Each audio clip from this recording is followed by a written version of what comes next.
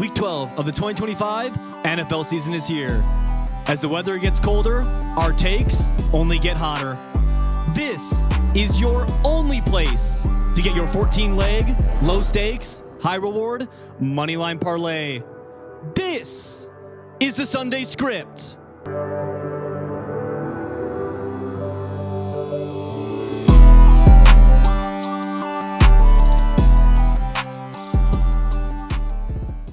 All right, everyone, welcome back. Week 12 of the Sunday Script.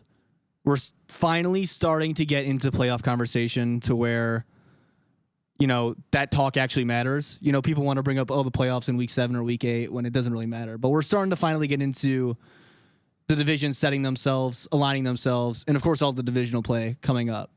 So it should be really interesting. Maybe make our lives a little harder, but we've learned one thing is that we were picking the wrong teams and we need to pick the right teams. Yeah. And this week we picked the right teams, which means that this week is a guaranteed fucking lock. Yep. So we're glad you joined us here on the Sunday Script. We don't really have to talk about last week a lot, but we will. We went 8 for 15 last week. Too many rinses, man. Too many rinses. But we're always 1 week smarter. There's only lessons and not losses. And rinses. When it rains, it pours. But with that, we'll get into it with the good old-fashioned Thursday night rinse. The only rinse on the schedule, only Sunday Script, rinse-like game because there's no international rinse. Yeah, thank God. Yeah. It's over. So it's over. It's over. We made it out. Until next year. We made it there's out. one every single week. We made it out, boys. We made it out alive. Thank God. And the rest of the season is here for us to take it. But we're going to get into Thursday night rinse here. Buffalo going into Houston to play the Texans, a 5-5 Texans team, a 6-4 Buffalo Bills team. This is an interesting game for both teams and their playoffs, right? Their playoff implications, right? Bills -6, which is an interesting spread, I think, considering that Houston is coming off winning 3 games in a row right now. Yeah. The issue with Houston right now, of course, is C.J. Stroud will not play, and that'll bring famous Davis Mills into the game again. So, Houston, do we have a problem at quarterback? They definitely do. Do they? They might. The good thing is their defense has been playing lights out. I mean, their defense is all year. Their defense is outstanding this year. Top 5 in every defensive category. But then you run into a gentleman by the name of Josh Allen who just had 6 touchdowns last week, right? So it seemed like the Bills finally let Josh do Josh. And good thing, too, because if they didn't, Sean McDermott was going to be on the hot seat. And not saying he would have gotten fired, but there would have been some discussion about that for sure. The Bills have the best rushing offense in football. And the Texans have one of the best rushing defenses in football. So this is really a clash of the Titans in, thank God it's not the actual Titans. But in this Thursday night showdown. However, if we're going to go based off just the quarterback matchup itself, we're going to have to go with Josh Allen over famous Davis Mills, who, was the starter in Houston for 1 year, a full year. So, good to see him back in those colors. But we're going to ride with the Buffalo Bills this week on the Sunday Script. Yep. We were actually going back and forth on this one because the Bills are kind of suspect this year and Houston defense is really good. But then we were thinking, like, Houston almost rinsed to the Titans and Josh Allen is back. So, I wouldn't feel good saying, take famous Davis versus Josh Allen off of a 45-point game. But, there's also a classic Thursday night rinse, 2 spotty teams. They're coming off wins, but, the Titans win isn't really that impressive.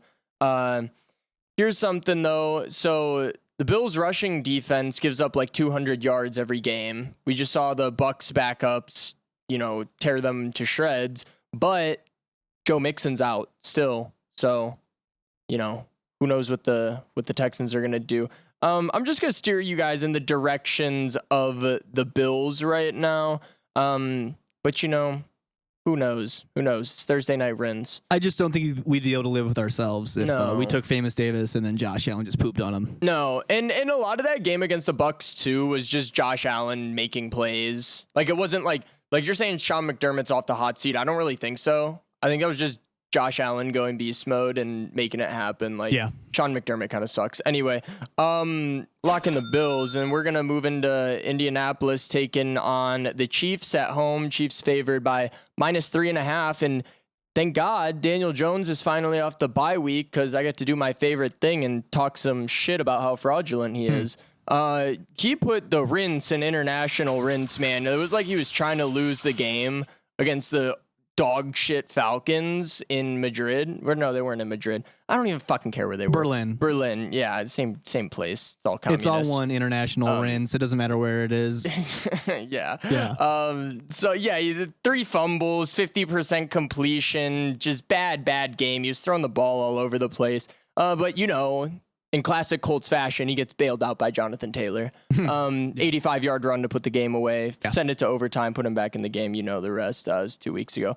This will be one of the stingier defenses that the Colts are playing. However, this defense, the Chiefs defense, I know I've been touting them all year.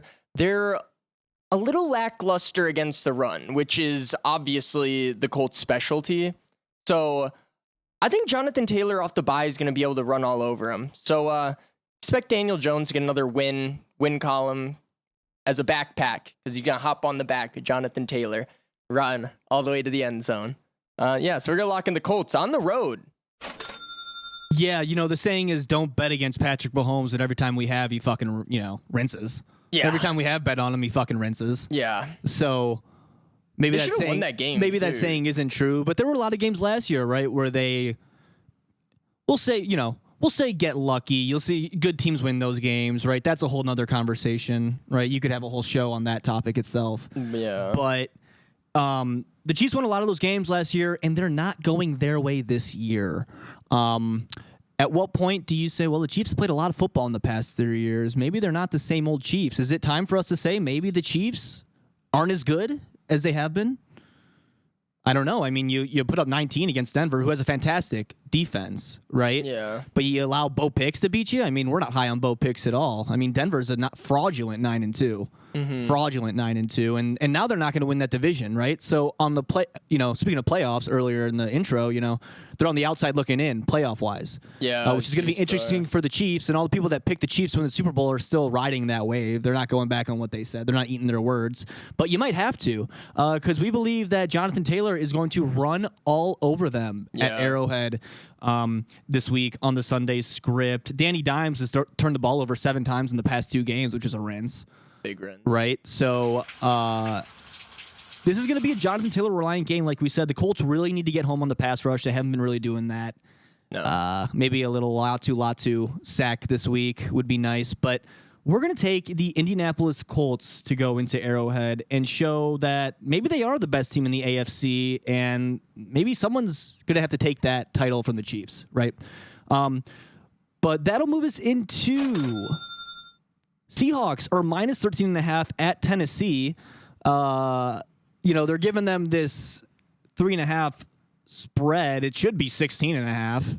It should be a 16.5 point spread, but Tennessee's at home, so they give them that 3.5. I don't really know what to say about this besides this is the definition of a get right game for Sam Darnold. Yeah. after After what the fuck he did last week. He's frothing at the mouth to get to this one, And after those 4 interceptions, people are saying, oh, is Sam Darnold just seeing ghost again like he was on the Jets? Yeah. And then he got LASIK too, actually, fun fact. Oh, so did he? He did. Him and Jameis, yeah. So Jameis was trying to throw 4 picks last week, which is funny. Yeah, that you made that comparison. We'll talk about that. Jameis later. I could go on and on about Jameis, but this has nothing to do with. That's just funny.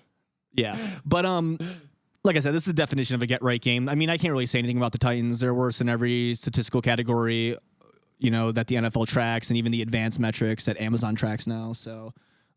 They're unlocking levels to this shit and being bad. They're clearly the worst team in football. We've been saying that for some time now. Like Carm always says, they can't score and they can't stop teams from scoring points, which is a bad recipe in the NFL, and you will not win a lot of games doing that. If the Titans win this game, like we say every week, we might just stop the show. Yeah, I might stop the show. The Seahawks defense is legit too. Don't want to forget that point. But we're gonna take the Seattle Seahawks to go into Tennessee and poop on the Titans. Yeah, I'm not gonna pile onto the Titans. I've done it enough all year.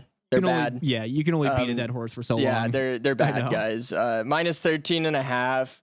We'll see. You know, it's a lot of points. I always say it's the NFL. Anything can happen. I don't really like these double-digit spreads. But you know, the Seahawks are really freaking good this year. But I was saying a couple weeks ago, I wasn't really convinced that Sam Darnold was elite. Tim was throwing his name in the MVP. I was like, I think he's on the threshold of that elite status, right? And then he comes out against an elite passing defense in LA and rinses hard. But here's the interesting thing, and this is why I'm still pretty hot on the Seahawks, is that despite those rinses, is the Legion of Boom back? Because they held stat pad to 130 yards, 53% completion, and kept that team in that game down to the wire, right? So that's a big part of it. I'm not going to be down on Darnold. I think, you know, everyone rinses once in a while. I'm not going to judge him off of one game. But there's nothing else to say about their matchup with the Titans. You know, it's the fucking Titans. They got so much shit to figure out. The one thing is that he continuously seems to fold under pressure. Yeah. With Sam Darnold, right? We saw it last year when they went 14-3 with the Vikings, and then he lost in the playoffs to that Rams team. Right, and then he loses this week or last week to the Rams. So that's just something to look at going forward. Yeah, his big game rinsing has been kind of a pattern. Right. But this isn't a big game. Everyone's expecting them to win. So, you know, lock in the Seahawks. Now we got another divisional game, and in the NFC North, finally we get to see some Packers divisional games. We've only seen them play the Lions. So Packers got loaded up with divisional games. Vikings are coming into Lambeau. Given the Packers minus 6.5 after honestly a pretty lackluster offensive performance despite 27 points. Christian Watson was really the only guy doing anything. I think, though, what Vegas is seeing, because what I saw is that J.J. McCarthy, the bad J.J., is horribly inaccurate. He cannot place the ball to his receivers unless it's like, you know, a one-off throw, right, to get him back in the game like we saw against the Bears. But you watch that whole Bears game back, he was throwing the ball all over the place, man. Nowhere near any of his receivers. And Cock, he's on record saying that accuracy is the number one trait for a quarterback, first and foremost. So who knows? Are we going to see Max Brosmer finally? I've been calling for it. I know I've been calling for it. We're not gonna see Max Brosmer. Don't worry, unless JJ gets injured.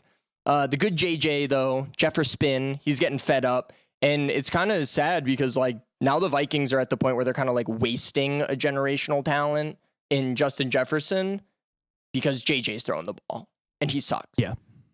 Vikings defense, though, they showed up against Chicago. So I think it'll be a tough challenge for the Packers offense. They're getting riddled with injuries, guys. Met Death lived up to its name. Always does. We had Jordan Love, shoulder injury. Josh Jacobs left the game with a knee injury. Romeo Doubs was like bleeding out of his nose. He had like tissues stuffed in his nose. And then Quay Walker also left the game, which was a big reason why the Bills run game or the Giants run game looked so good.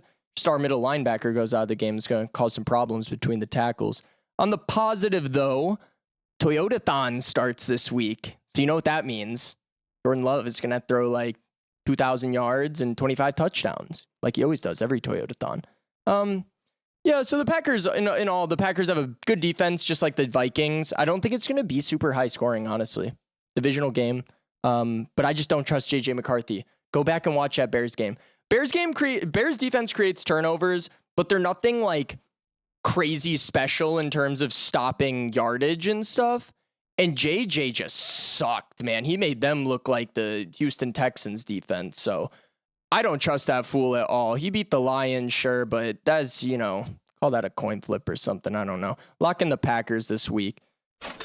Yeah, of course, the topic of discussion is the fact that the Minnesota Vikings allowed Sam Darnold and Daniel Jones to walk out of their facility. Meanwhile, they stuck with a kid that they took out of Michigan that barely played any football, was never trusted to throw the football at Michigan. Harbaugh covered for his ass and glazed him pre-draft process because, of course, that's his guy. So, yeah, of course he was going to, and of course it hyped him up. JJ McCarthy was never a first round talent. No, JJ McCarthy cakewalked his way into a national championship, and he was not the reason that they won that national championship. Without that national championship, J.J. McCarthy is not drafted in the first round. And that's just the facts. And if you're a Vikings fan and you watched last week, I watched every snap, of course, because the Bears were playing. It was horrendous. It was awful. 9 did not show up. 9 was half of 18 that game, actually. Yeah. Right? So, but the thing is, the Vikings, they blitzed Caleb 73% of the time last week against the Bears. I don't see them doing that against the Packers. I feel that they're going to blitz a little bit less. I feel like they thought they could get Caleb under pressure and make him make some mistakes. Maybe they think they can do that for Jay Love too, right? But this is a 6.5 point spread. I see the Vikings covering this, maybe like a 27-24 or maybe a 24-20 win right here. This is a divisional game. This has with playoff implications on it. The Vikings aren't completely out of this yet. They're 4-6, and the Packers are 6-3, and they have that ugly looking tie hanging off the end of their record. But the Packers defense is fantastic, and if JJ looks anything like he did against the Bears, then they should be able to pick him off maybe a couple times like the Bears did. But we're gonna ride with the Packers here this week for sure on the Sunday script. But one more point, like, I don't hate Justin Jefferson, which is weird because he's a divisional rival, but they are wasting him. So they're wasting all his talent. He's a generational talent, literally. And that brings up a question that we're gonna go to Nick virtually here. Nick can't be with us. He is still alive, but he's still surprisingly still alive. But we're gonna head to Nick for this virtual question. Hey Nick, do you think that the Vikings should be trading Justin Jefferson? I don't know if the Vikings should trade Justin Jefferson. I mean, he's a good wide receiver. He gets good yards every game, although he's been having a lot of issues. What I would like to see is if he's got enough to kind of keep up with the career with this year. All things considered, I mean, it might be better off to send him off and try to get the offer. We saw this with Tyreek Hill for the beloved Dolphs. I think, in my personal opinion, that every after a couple years, the wide receivers kind of lose their value, and you got to get rid of them, or you're stuck holding a sinking ship. Yeah, thanks, Nick. That's a fantastic point. As always, we always appreciate all your input. Here on the Sunday scripts. That's going to take us into Jets versus Ravens minus 13.5. And lo and behold, here I am saying, can the Ravens win the AFC North? I never saw it happening. I told you they were going to when Lamar came back, man. The biggest part of that is this cakewalk. On Mickey the Mouse, back half. That's why I was telling you. This Mickey Mouse schedule they have, man. Like, what are the schedule makers doing, man? I mean, part of that is that the Browns and the Bengals suck cheeks, so that helps a lot. But now you get the Jets coming in. They're making a quarterback change from Justin Fields to Tyrod Taylor. Aaron Glenn said, this isn't about providing a spark because sparks are short-lived. I don't know. I don't know if you're expecting Tyrod to even bring the spark. I don't understand what their decision-making process is here. I think they should have traded for someone at the deadline, maybe a Joe Flacco or something along those lines. Yeah, that would have been a smart move, huh? Maybe call about Tyson Bagent or something. Yeah, maybe. But I mean, it'd be too smart for the Jets. But that would be too smart for the Jets, and now they're going to have to draft another kid, and he's going to rinse, and he's going to suck, and the cycle is just going to continue, and Aaron Glenn will be fired by the end of next year. Or maybe they just fire Aaron Glenn at the end of this year and bring in an offensive-minded guru, which they maybe should have done, but they don't have a quarterback to line that up with. The Ravens come off almost losing to the Browns. We almost saw a good old-fashioned Lamar rinse, but Mark Andrews gets to run it in on like a 40-yard 4th and 1. That was a sweet play. It was a sweet play call, but if that didn't work out, that would have been awful. That was a sweet play design, dude. It worked out perfect, man. I guess. But we're going to ride with, it's 13.5 points right here. We're going to ride the Ravens at home. Yeah. In Baltimore. There's not much more to say about that. Yeah. So take the Ravens. Don't think twice about it. Yeah. I don't really have much to say about the Ravens. The Ravens should absolutely beat the Jets at home. Like Tim was saying, I'm a big Tyrod fan, actually. I have been for a while. I think he's an upgrade from Justin Fields, frankly. I don't know if he's going to be, the spark that they need, but, he's good. He's serviceable. He throws the ball better than Justin Fields. Tyrod's not going to throw 54 yards in the game, dude. But I really have like nothing positive to say about the Jets overall. They need to figure it out and develop an offensive identity, like Tim is saying, maybe hire an offensive-minded coach. Their QB play has been historically bad. It's honestly, I would argue, like worse than the Bears. And that's not even like a dig at the Bears. That's just known that the Bears like don't have the best QBs of all time throughout history. It's like the Browns too, right? The Browns have 50 quarterbacks start in the last 20 years. And the Jets are in that same boat. They haven't had a good quarterback since maybe Mark Sanchez. But yeah, since Mark Sanchez, who's now in jail, right, for stabbing someone. And then they got a good running back. They can't get him going. They have no high quality receivers. We see it beside maybe Garrett Wilson, you know. And then you bring in this defensive mastermind head coach, and then you trade away all your defensive stars, and you sit at the bottom 25% of all of the league in defense, right? So I don't know what they're doing. I don't know what they're doing at all, just beside rinsing.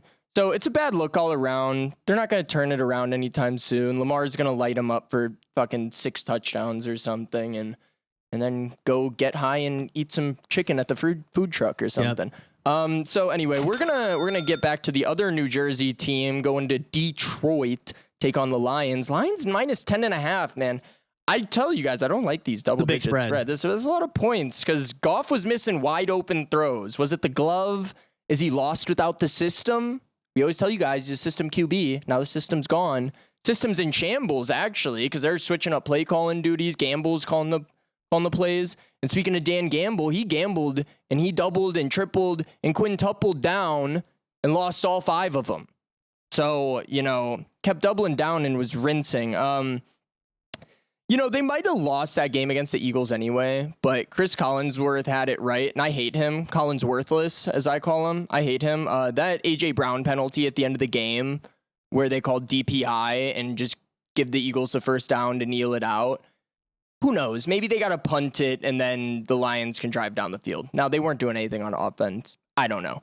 I'm kind of just losing interest in the Giants at this point in the season. Is Jackson Fart coming back? I think so. But they got so many injuries, the mess of the coaching staff. I'm just going to take the Lions at home. The Lions are tough to beat at home regardless. And famous Jameis or Jackson Dart aren't going to do it for me. Like I said, I'm kind of over the Giants kind of narratives at this point. We'll see you next year for them. Yeah, Carm just said that he's not really interested in the Giants anymore, but how could you not be when we get to witness the Jameis Winston experience? James had an okay game against the Packers last week. He did. Like I was saying, he's better than Russ. He's so much better than Russ. Oh, yeah, definitely better than Russ. I don't know why they even fucking signed Russ when they had Jameis the whole time. I mean, they could have had just Jameis back out Fart, and maybe they would have won an extra game. Yeah. Right? Maybe. But all jokes aside, right, the Lions are coming off that rinse to the Eagles, and clearly, you know, people were saying, oh, they don't miss Ben Johnson. They miss Ben Johnson. Do. Well, look who's above the Lions in every offensive statistic this year, right? Yeah. Chicago Bears. So maybe the Lions do miss Ben Johnson, and newsflash, Lions fans, you're not even in the fucking playoffs at this moment. Yeah, get shit on right? Lions. So, you know, remember being bad? Do you remember that? Yeah, it wasn't that long ago. It was not that long ago, and it might be back. Goof cannot play in the cold. Last year, I remember they had about 14 games indoors last year. Yeah, that's right. They had 14 indoor games last year, which was insane. Every game that they would have gone to play outside, they played at home, and then every away game, besides, of course, the only games outside they played last year were going to Chicago, going to Green Bay, and they played in San Francisco in November. So, sorry, it was 13. 13 games were indoor last year. 3 of them were outside. Big part of that reason why they were the number 1 seed in the NFC. Goof can't play in the cold, so that's part of the reason why. Pretty boy Goof, Cali boy. He's like Tua. Yeah, can't play in the cold. However, you know, back to this matchup. Lions are going to poop on them. When I mean poop on, I mean, you know, Giants will probably cover the spread, right? Yeah. Get some garbage time late crap. Yeah. But we'll take the Lions here, of course. We'd be dumb not to. But this brings up another question for Nick. Hey, Nick, what do you think about the NFC North? You know, who's going to come out on top? We got Bears right now, Packers second, Lions third, Vikings fourth. So what do you think? Race, Nick. What do you think? When it comes to the NFC North, I mean, there's only really two teams that come to mind. The first team is the Lions. The Lions have done pretty well this year. They've been having a couple stumbles. They're not the team that they need to be in order to be the best they can be. But the other team I think can be at the top of the NFC North would probably be the Bears. As much as I'm bearish on the Bears, I don't know if either team is good enough to be a good contender outside of the NFC North. But when it comes down to inside, I feel like they're at or around the same level of skills and abilities. I'd like to see the Bears make games or win games that aren't so close. And then with the Lions, I just like to see better consistency, and with the consistency and beating good teams, I feel like it's a hard pick to who's gonna be at the top of the North this year. Yeah, I agree. Thanks, Nick. Yeah, I agree. Thanks, Nick. That's a fantastic point. All right, we're gonna get into Aaron going into Soldier Field, Steelers versus the Bears here. Bears are -3. Steelers are coming off a good offensive showing against the Bengals, but I mean, we've seen this so many times now with that turnstile defense. Yeah, they suck. I know. Out in Cincinnati. I know. They don't really do anything to stop anyone. They can't tackle, stop the run, stop the pass. Not really much to say. Joe Flacco provided that spark, but that spark is kind of worn away. They kind of thought they can make the playoffs there for a little bit. And now, of course, the conversation is, well, does Joe Burrow come back? I mean, do you even really want to even risk it? For what? For them to be 3-13? Yeah. What's 3-14? I mean, what's the point? There's no point to bring him back. So, but the Steelers are coming into Chicago. Of course, the whole story here is Aaron versus the Bears again, right? And everyone's saying, oh, Aaron's hurt. He might not play. It's 50-50. He's going to play. He's going to play for sure. I don't think we see Mason Rudolph on the field unless he re-injures his injury from the Bengals game. But, of course, that's the main story here. The Bears are coming off that Vikings win where they should have put them away early in the third quarter, and Definitely. they never did. They never did. They were up 16-3, and then, they almost rinsed like they did in week one, but they found a way to do it like they have been, doing it with special teams, doing it with defense, and doing it with offense. So they're not one phase heavy. They can have any phase come out and win them a game. They're first in takeaways by a long shot right now. Top 3 takeaway players in the league are on the Bears. Will Aaron be turning the ball over? I don't know. The question here is really just, are the Bears due, right? Are the Bears due for an unlucky bounce? Are they due for a bad Caleb interception, even though he hasn't been throwing many of those at all this year, right? But we're going to ride with the Steelers this week on the Sunday script because maybe the Bears just are due. They can't win all of them. Yeah. Kind of off of what Tim was saying, like, the Bears were in firm control of that Vikings game and kind of just let it get closer. Like, I've been saying that the Bears are sneaking them out for the last few weeks now because they have been. But that game, I'll concede, they deserved to win that game, and they let it get a lot closer against the Vikings defense, which was pretty good. But as I was saying, the Bears cakewalk is over. But is it? Because they might get a slice of the Mason Rudolph pie instead. It's looking still better than the Jake Browning pie. I mean, Mason Rudolph has wins in this league. Oh yeah, Jake Browning pie's disgusting. Rather a pumpkin pie. Yeah. So Aaron is really pushing to play from all the reports I've been reading. He's not getting surgery or anything. So we'll see about that. Do we get the 6 turnovers versus the Patriots Steelers defense, or do we get the 35 points to Joe Flacco's Steelers defense? That's what we need to know, because B-Flow was able to stagnate the quote unquote number 3 Bears offense, and they got a pretty good defense over there. So if they can kind of mimic that in Pittsburgh, they'll be able to shut down Caleb in the offense. But here's something, because we're talking about edge rushers, right? Watt coming off the edge is probably going to give Caleb some problems. However, I hate to admit this. Get out of it. Caleb's allergic to taking sacks, guys. I'll give it, like, there was one play against the Vikings. He was literally getting like pulled down by his helmet and just like skipped out of it. I was like, okay, that's impressive. I'll give him that. So they're going to really need to like send some people if they want to bring that dude down. But Aaron Rodgers owns the Bears. So if He comes into town. I like him. I think this is like more of a revenge game than honestly versus the Packers for Aaron. So we're going to lock him in. Also, another thing, if Mason Rudolph plays, the good news is that he's not playing against the Browns. So Myles Garrett won't smash a helmet over his head. Anyway, we are moving into Cincinnati, who Tim was just shitting on, taking on the Patriots at home. And, you know, what's with all the spitting this year? Should like save it for the bedroom or something. I don't know. I think it's getting like a little homoerotic or something. I don't know. Yeah, Jamar Chase, if you guys didn't hear or see the video, he spits on Jalen Ramsey. Jalen Ramsey, rightfully, in my opinion, punches him in the face. Because, like, why are you spitting on me? And Jamar, you know, initially they like ejected Ramsey. Jamar was fine. They gave him the penalty. And then afterwards, they see the extra angle. Jamar is suspended for a game, and he's set to appeal his suspension now with his argument. If I was going to spit, quote unquote, if I was going to spit on Ramsey, it would have been in his face, not on his jersey. So I don't think that's going to win you an appeal, Jamar. Sorry. Jamar's not playing this week. And with an argument like that, I think he should get suspended for another game just for being a moron. Drake May's legit, though.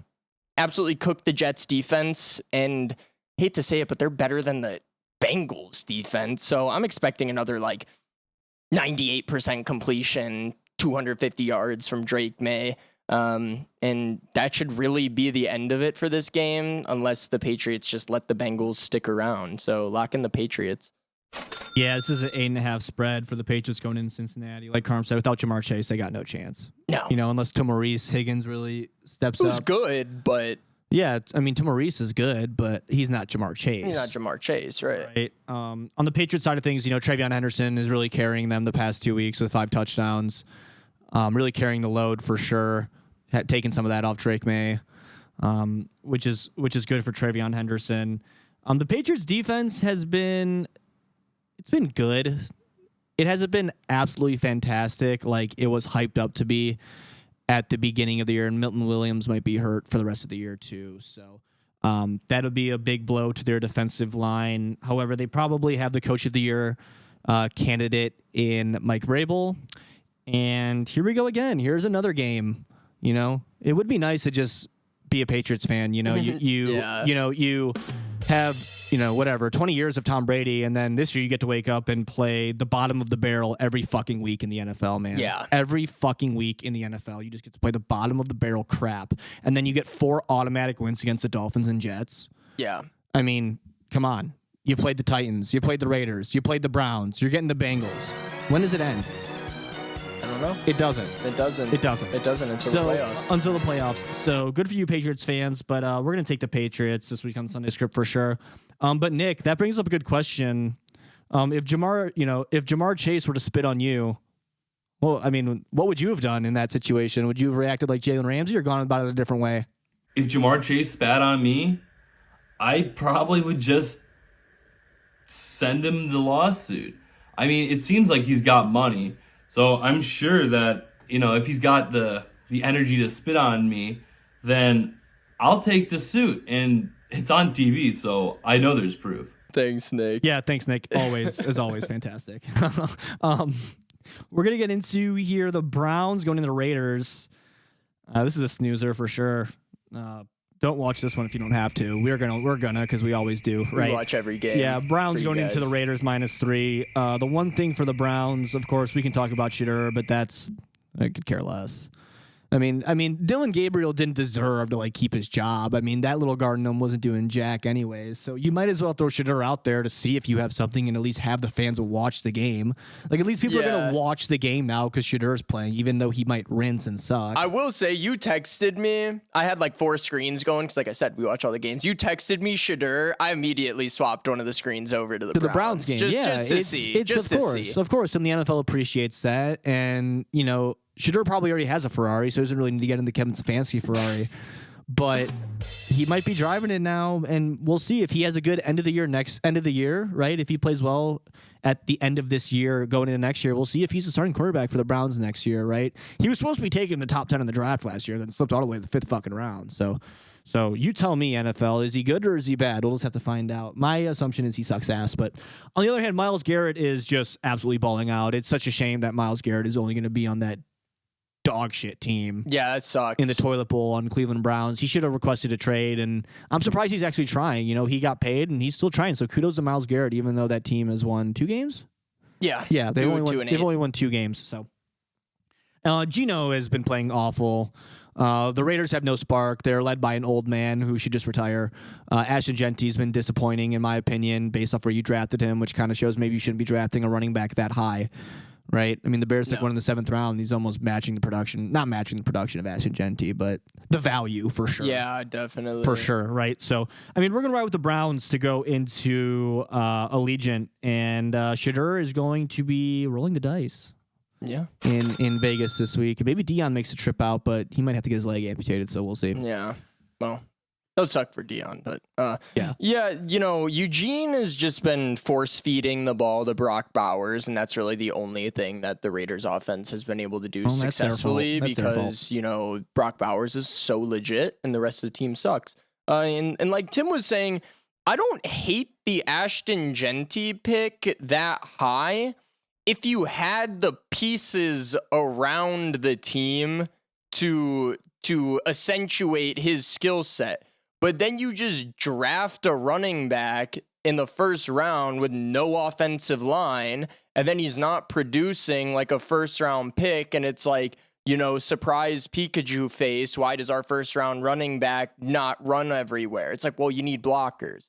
The Raiders barely scored on the Cowboys' awful defense, which we'll talk about later. They're not maybe as bad anymore. But the Browns' defense is really legit, and Myles Garrett's coming off the edge. So we're going to lock in the Browns on this game, as Tim already said. But I'm gonna talk about Shedeur, because we did finally get to see him, and, you know, it has been a buzz around the NFL. His final stat line was truly legendary. 4 of 16, 47 yards, 1 interception, 2 sacks, 13.5 passer rating, and 1 absolutely brain dead intentional grounding call. He looked so dejected after the game. He looked like he was gonna cry. He almost made me feel bad for him. But then I was like, you know what? Maybe this was the humbling welcome to the NFL experience that you needed, and I hope that he kind of turns his attitude around, puts his nose down, gets to work, and does something, because I don't really like, you know, putting ill out on these players. But let's just say, you know, maybe you were a 5th round pick for a reason, maybe you were a 3rd stringer for a reason, and I think we saw a little bit of that. And I'm not gonna buy into all the he wasn't getting reps with the starters bullshit. He's been in the system for 6-7 months now, you know. He knows the system. He just rinsed. That's all I got to say on Shedeur. Best of luck to him. Hopefully he does something good this year this week with a full week of practice. We're moving into the red zone. Oh, excuse me. Moving into the red zone. We can do some of that for the Cardinals. Because Nick was totally right, actually. He said that he hadn't seen someone as dialed in as Jacoby Brissett since the GOAT himself, Tom Brady. And what does Jacoby Brissett do? Sets an NFL record. When did Tom Brady ever throw fucking 47 completions? That's what I'm saying. You're goddamn right. 47 completion. Fantastic point. Great take. And Jacoby Brissett has the official lowest interception rate of qualified quarterbacks of all time, 1.3%. So just great football analysis by Nick. Except for the fact that they got absolutely dog walked by Sock Dirty. Jesus fucking Christ. I don't know what happened there. But Jesus Christ, that was an ugly game. They scored some garbage time touchdowns like we always talk about, but that game was out of hand earlier. It was like 35-7 or something. Yeah. Sock Dirty, man. Looking good. We'll talk a little bit about him later, but I want to get into the Jaguars. I think it's time to end the Trevor Lawrence tenure. I said last week that he's good for 50% completion, 150 yards, 1 touchdown, 1 pick. What were his stats last week? Literally right after I said this: I'll give them to you. 153 yards, 63%, 1 TD, 1 pick.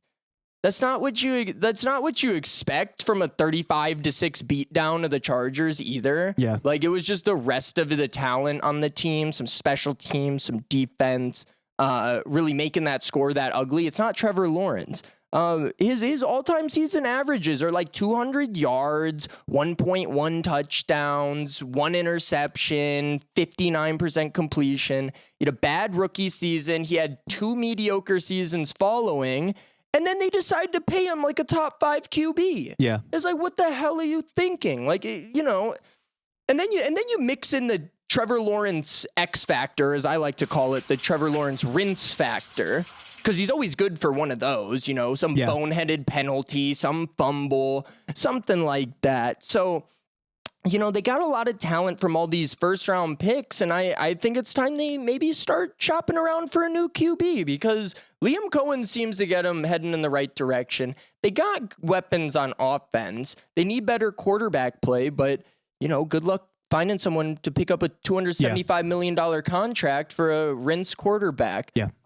So all that to be said, that we're going to take the Cardinals on this one in the red zone. Yeah, Cardinals are home dogs. Jags -2.5 on this line here.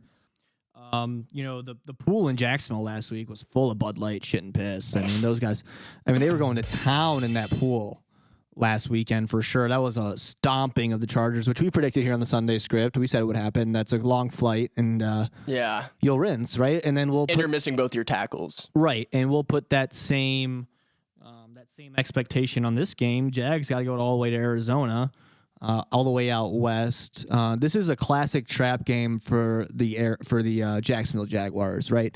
You lay a beat down on the Chargers. Of course, Trevor didn't play well. And, you bring up the first year for Trevor. We don't count that because Urban Meyer was the coach, and he got fired after 3 months, and he was kicking people. So we don't really know if we want to count his rookie year, unfortunately. But like I said, this is just a classic, Trevor Lawrence goes into Arizona and looks like shit. Yeah. Right? Never consistent enough to stack up the wins. Besides the 1 year they beat the Chargers in the wild card round and then got Brandon Staley fired. Mm-hmm. But then, like Carm said, Jacobo... you put up 47 completions, but you still only scored 22 points. So that's not great. No. This is Jonathan Gannon's last year as the Arizona Cardinals head coach. I said week 2 or 3 or whatever, maybe the first week I predicted that this would be Kyler Murray's last year on the Arizona Cardinals. And if Jonathan Gannon goes, Kyler Murray is also going, and vice versa. If Kyler Murray goes, Jonathan Gannon is going, because they're going to want to align that quarterback and head coach, right, on the same year, get a fresh start together, and maybe someone that doesn't hit their players also. So I still think Democrat. He probably deserved it, but that's okay. We're going to take the Arizona Cardinals here on the Sunday script as home dogs. This is going to be a get-right game for Jacobo, even though he set a record there. Maybe he does 48 completions and they win by 50. That would be That would be awesome. That would be awesome for us. But we're going to get into an NFC East matchup in Jera World. And we're going to talk about the Eagles -3.5 versus the Cowboys. Eagles are coming off that win against the Lions like we talked about earlier. Their defense is absolutely fucking fantastic, and Vic Fangio is elite. Vic Fangio's been elite ever since he's been in the league as a defensive play caller. Of course, Howie Roseman's been drafted. I mean, that's just the Georgia defense, So Howie Roseman's been drafting really well defensively for them. Their biggest issue, of course, is Saquon. Like, what the fuck's going on with Saquon, man? I mean, they can't run the ball like they did last year. Maybe people are adjusting, or maybe, of course, missing Lane Johnson now is going to hurt a lot too. Yeah. And then Jura actually made some great moves and shored up his defensive line. Quentin Williams got a sack last week, so that was good to see for him. And the Cowboys absolutely, stomp on the, Raiders. That wasn't we were close. kind of like, oh, should we take the Raiders? That's kind of an interesting line, but that was a rinse. So good thing we didn't. However, Cowboys, their offense is good. It's a good offense. Yeah. It's a good offense. I won't say elite. It's good, though. They put up points for sure. Dak can really sling that thing.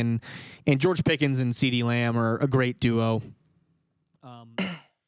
This is going to be maybe I could see this maybe being a good game for Saquon, a little breakout game for Saquon here. However, the Eagles are due. I think the Eagles are due to lose a close divisional game. I think the Cowboys maybe win this by 3 or so, right? So they definitely cover. But we're going to take the Dallas Cowboys this week on the Sunday Script in Jura World as we approach Thanksgiving here. Yeah.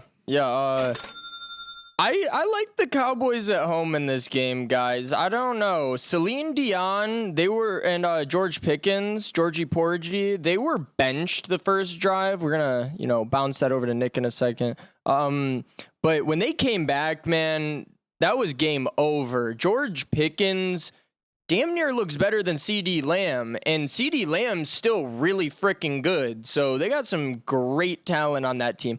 Albeit you're playing the Raiders, I'll give you that. But it does look like the Cowboys offense has returned. And going on in the season, I'd like to say on the show, it looks like they're going to be playing a little bit more fire because their untimely passing of Marshawn Kneeland. So rest in power, King. That's unfortunate that they lost their teammate midseason like that. But they're going to be playing with some more fire. We saw it last night with the Raiders game. George Pickens, Celine Dion had great games. And like Tim was saying, the Eagles are due, right? They're kind of like the Packers where they have a really good defense and then their offense hasn't been going. And with the Cowboys at home in a divisional game, I think they're gonna put up some points. And now they got all these defensive reinforcements. Yeah. At the trade deadline, like Tim was saying. So I don't think the defense is going to get picked apart as much as it was earlier on in the season. I think that they made some big upgrades, and they got a lot of people back from injury too on defense. And not to mention, they played the Eagles close last time earlier in the season. The Eagles won by 4 points in preseason. It was preseason. So we'll see what the Eagles do. Do you know why they got benched though? CD Lamb and George Pickens. They were allegedly. This is all conjecture because I don't know. I just talk shit on the internet. But allegedly they were out gambling in Vegas, rolling the dice, and they got fucked up, and someone caught them on camera past lights out and shit, and they got benched.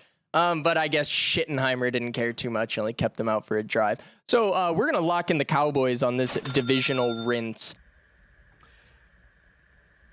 CD Lamb and George Pickens.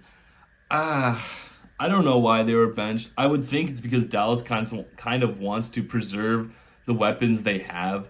We saw the Monday night rinse. It seemed like Dallas had no problem just thrashing the other team. So I honestly would just think they're trying to preserve their people. Maybe I know this is a long shot, but maybe Dallas is going to turn it around and be the best team in football this year. And that's why they're preserving CeeDee Lamb and George Pickens. But hopefully they'll take this win and keep running with the momentum and finish up the season better than how they started. And move into Nolans, taking on ATL.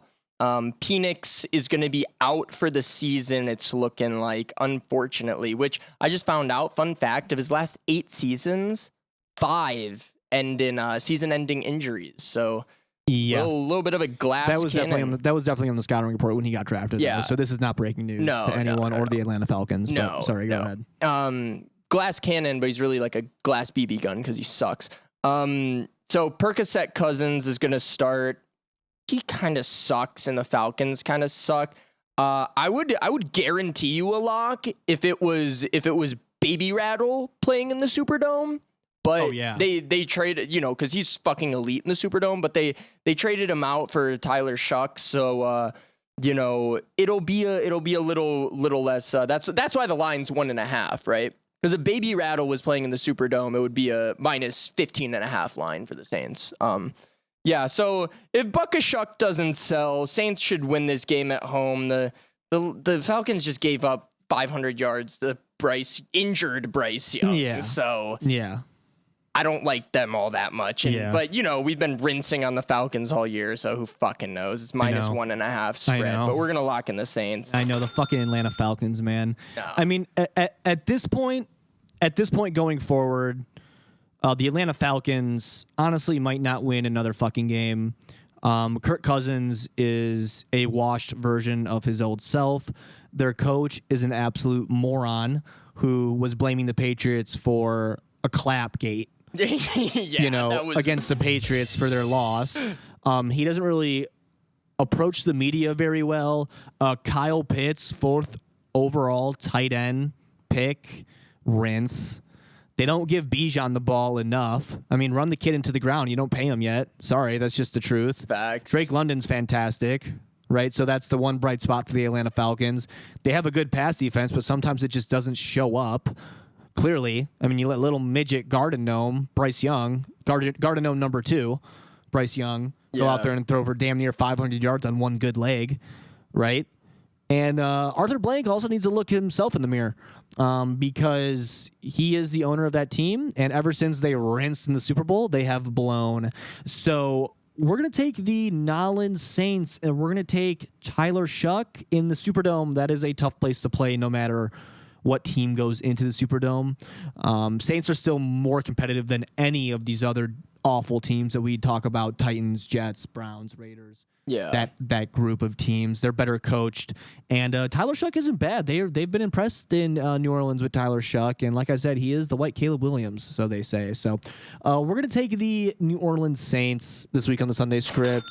Fuck the Falcons. I honestly could care less about them. They have pissed me off all year. They have pissed me off all year, and they've lost 6 straight. We'll make it 7 straight, and I hope they finish last in that division somehow. That'd be fantastic. With that, we're going to get into another NFC South team. The Bucks are flying into whose house? Rams' house. The Bucks versus Rams. Rams minus 6.5 here. Rams are coming off that 4 turnover game against Seattle.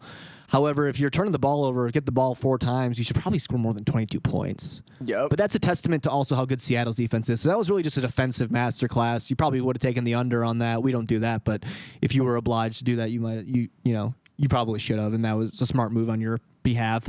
Bucks. I'm a little disappointed in the Bucks.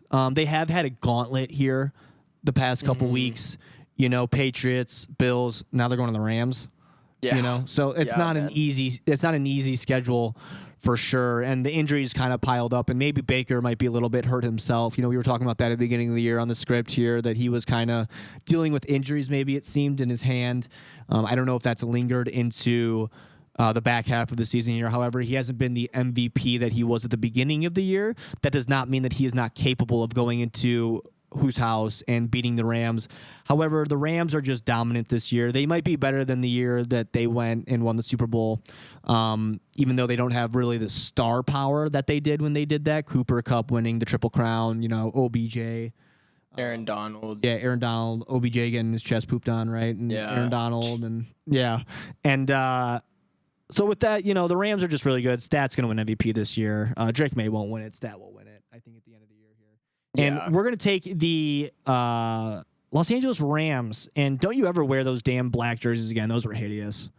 Oh, you think? Awful. I kind of liked them. Bad color pattern with the regular helmets. Change the helmet then at least. The helmets were black too. Then change the neon yellow.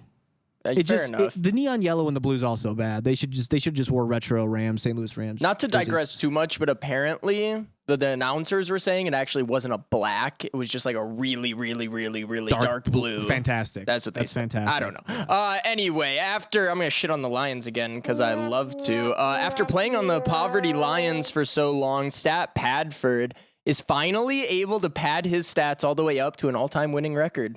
He's 116, 115, and 1 now. Congrats, Stat Padford. That being said, he wasn't able to pad his stats too much last week because the Legion of Boom is back. 130 yards, 53% completion.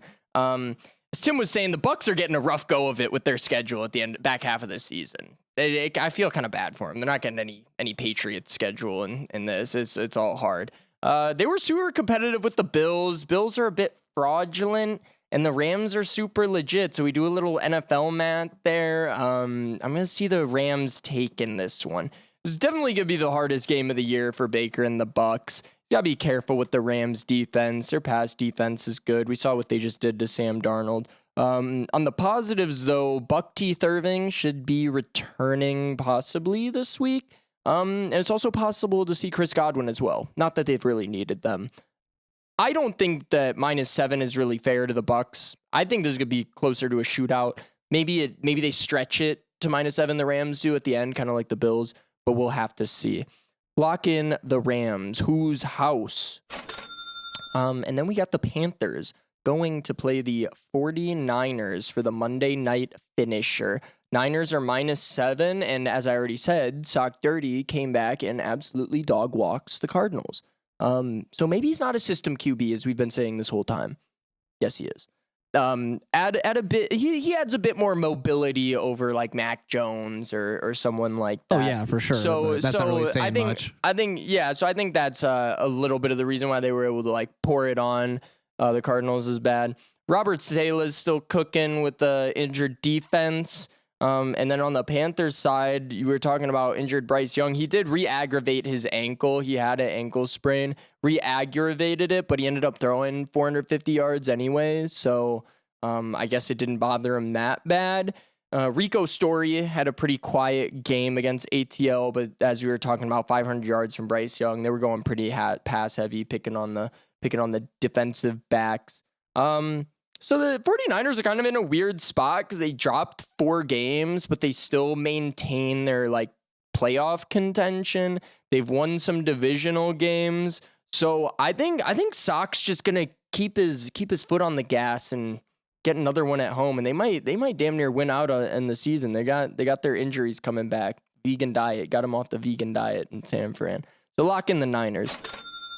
Yeah, I think it's being talked about a little bit, but I think the biggest thing with this game is this is a CMC revenge game. I don't think that the 49ers are going to even have to really rely on Sock Dirty. I think CMC is going to speak up and say, give me the fucking ball.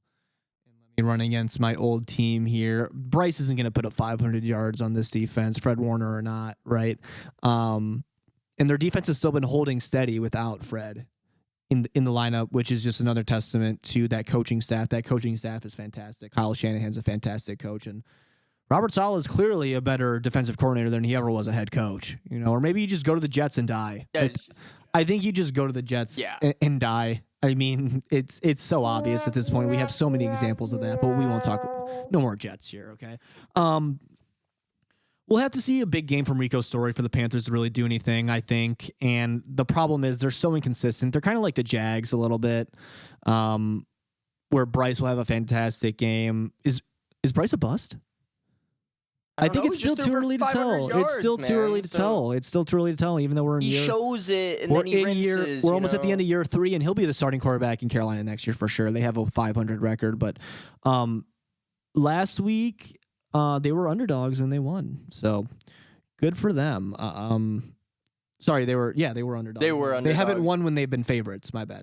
That's what it is. Oh, really? They haven't won when they've been favorites at all. They've only won when they've been underdogs because they were favorites against the Saints and rinsed. So this is another back and forth game for the Panthers. They can't consistently get wins piled up.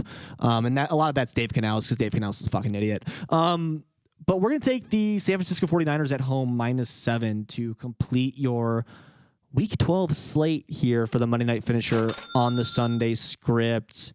We're in for a doozy. We're in for a doozy for sure. This week, it'll be very interesting to see. The disparity might continue. The madness might continue. This is a crazy year in the NFL. I mean, everyone's saying it. It's not just us. It's not. I've read it so many places. Everyone's like, everyone's so inconsistent. Everyone's fraudulent. And I tend to fucking agree. There's no standout teams, and even the ass teams can win. So it's like, yeah, it's rough. One big rinse, but I'm sure we'll get into that here on our takes, our Week 12 takes, opinions, discussion topics, stuff for us to clip for our shorts, of course. You know, I'll be blunt about it, but we'll get into that right now with our Week 12 takes here on the Sunday script. All right, so for my take this week, I'm going to kind of play off of something that Tim was talking about at our episode last week or the week before. I don't really remember. But he was talking about all these divisional games at the back half of the schedule. And me personally, I can't stand it. I think they should spread them out more. So, you know, we can see like a week 4 game and then a week, maybe 12 game and get that one-to-one comparison from like preseason to playoff time. So we can see, you know, how the teams have developed, how injuries come into effect. I think loading up these schedules with divisional games at the end of the season, it's kind of nice because you get a bunch of like competitive football come the playoff push. But at the end of the day, you end up watching the same game like back to back to back to back. I mean, we just saw the Eagles play the Giants twice. Packers are going to play the Bears and then the Broncos and then the Bears. And it's like, I want to see some other matchups. I want some variety. I'm just not a big fan of the divisional games all loaded up at the. I want a more even schedule versus just cramming everything in the back half of the schedule. And another thing that it does too is that with all the divisional games crammed into the back half of the schedule, then you end up spending a lot of the front end of the season with these fucking rinse games no one wants to see, you know? Like, you know, who else did we see? I don't know an example, but, you know, I just want to see the divisional games a little bit more evenly distributed amongst the schedule. So that's what I'll have to say.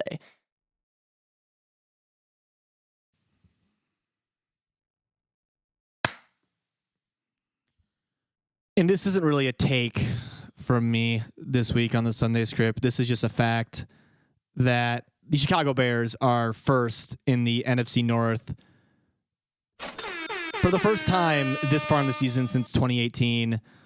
Now, we can have the whole conversation of have they gotten lucky? Sure, they've had somewhat of a cakewalk. I'll admit it. But hey, you only play, we'll coach speak here a little bit, you only play who's on your schedule, right? You only play who's on your schedule. However, if they weren't leading in these offensive statistic categories, if they weren't leading the league in takeaways, I would be a little bit more concerned. And like I said on the main show, if they weren't winning with 3 different phases of the football, then I'd also be a little bit more concerned. Now, the Bears are not world beaters this year, right? That is definitely not in the conversation, but they are definitely ahead of schedule when it comes to the Ben Johnson, Caleb Williams project that Kevin Warren and Ryan Poles put together here. They're going to have a tough task on hand against Aaron. The benefit is being at home, and I will be there for that game. So if you see me on television, point it out and say, I know him from the script. I know him from the script. But that's just my take this week. It's not really a take. It's just me basking in the glory. And you know what? If that seems a little bit dumb because, oh, the Bears have sucked, so like don't act like they've been good. And like I'm not. They fucking blow. So I'm going to sit here for 1 week while they're in first place and enjoy it because it could be taken away from me like that. So that's my take this week on the Sunday script. And with that, we will get into the Week 12 rundown here on the Sunday script. Thursday night rinse. We're going to take the Buffalo Bills to go into Houston. Colts at Chiefs. We'll take the blue and white. Rest in power, Jim Irsay, to beat Kansas City. Seahawks at Titans. Give us the Seahawks. I mean, come on. What are we talking about here? Vikings, Packers. We'll take the Packers at home in an NFC North matchup. Jets versus Ravens. So we're going to, once again, rock with the flock. And we're going to take the Baltimore Ravens this week on the Sunday script. Giants versus Lions. Jameis keeps it close, but the Lions get the win on the Sunday script. Steelers, Bears. We're going to rock with Aaron Rodgers this week on the Sunday script. Patriots, Bengals. No Jamar. We're going to take the Patriots this week. Browns, Raiders. Myles Garrett gets maybe 3 sacks this week, and we're going to ride with the Browns on the Sunday script. Jags, Cardinals, Jacobo, 48 completions, maybe. We're going to take the Arizona Cardinals on the Sunday script. Eagles, Cowboys, NFC East matchup, Jura's World. We're going to take the revamped defensive line for the Dallas Cowboys on the Sunday script. Falcons, Saints, NFC South matchup. The Falcons might not win another game. We're going to rock with the Shuck, and we're going to take the New Orleans Saints and the Baby Food Eater. Bucks, Rams. We're going to ride with whose house? Rams' house on the Sunday script. Panthers, Niners. Bryce Young's going to hobble into Santa Clara and lose to the San Francisco 49ers. We're going to take the Niners on the Monday night finisher this week. And that is your Week 12 rundown here on the Sunday Script. We hope to see you next week where you will be significantly richer. And so will we. We'll see you next week on the Sunday Script.